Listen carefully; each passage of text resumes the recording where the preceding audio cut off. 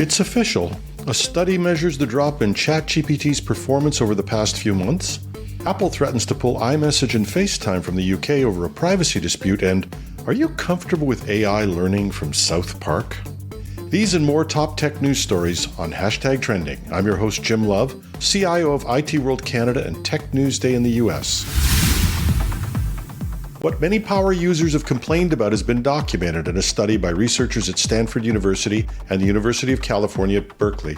OpenAI's ChatGPT 3.5 and GPT-4 models have shown significant fluctuations in performance over a 3-month period. The study found that the model's ability to solve mathematical problems, generate code, and perform visual reasoning varied greatly between March and June. For instance, ChatGPT-4's ability to correctly identify whether an integer was a prime number dropped from 97% accuracy to just over 2.4% in June. Conversely, GPT 3.5 improved its performance on the same task from 7.4% in March to 86.8% in June.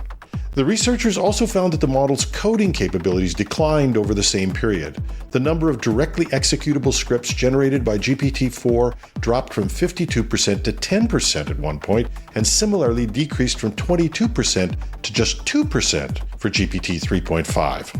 Now, it's long been rumored that these drops in performance could be resulting from a restructuring in the way ChatGPT calculates, aimed at reducing the amount of computational resources required. But there's another possibility. The team also reported that they found evidence that the responses from ChatGPT were less verbose, and the model was less likely to answer inappropriate questions. Now, it's well known that changing the behavior of the model in one area, for instance, trying to have less inappropriate behavior, can affect other areas such as performance on various tasks. Given that OpenAI is less than open on what it does behind the scenes, we can only guess and keep an eye out for performance issues.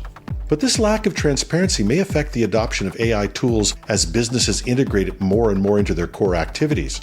The next story shows something we're seeing more and more as ChatGPT is becoming integrated into large businesses.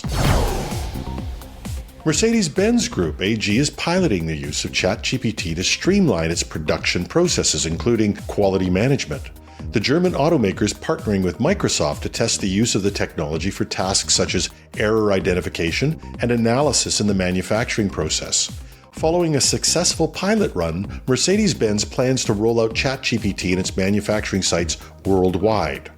In addition to its manufacturing operations, Mercedes-Benz is also integrating ChatGPT into voice control in its vehicles through another partnership with Microsoft. The automaker has already rolled out this feature to 900,000 vehicles in the US equipped with its MBUX entertainment system. In Mercedes-Benz factories, ChatGPT's voice-based interface will allow employees without programming backgrounds to leverage data analysis tools and evaluate process production data stored in Mercedes-Benz's digital ecosystem. The company aims to help employees make strategic decisions regarding the production process faster. Apple is threatening to remove its communication services iMessage and FaceTime in the UK in response to a proposed surveillance bill. The UK government is seeking to update the 2016 Investigatory Powers Act, which governs how security agencies can interfere with privacy to obtain investigatory information. Apple has expressed strong opposition to the proposed legislation, stating it would rather remove its services than weaken their security.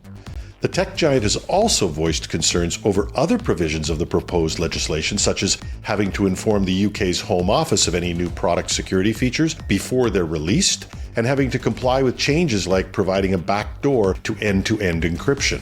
Apple argues that these provisions would intentionally weaken security for its customers. The Home Office maintains that the legislation is designed to protect the public from criminals and terrorists. However, no decisions have yet been made, and the proposed legislation is still under an 8-week consultation period. Other tech companies, including encrypted messaging app Signal, have also threatened to leave if the new rules are approved.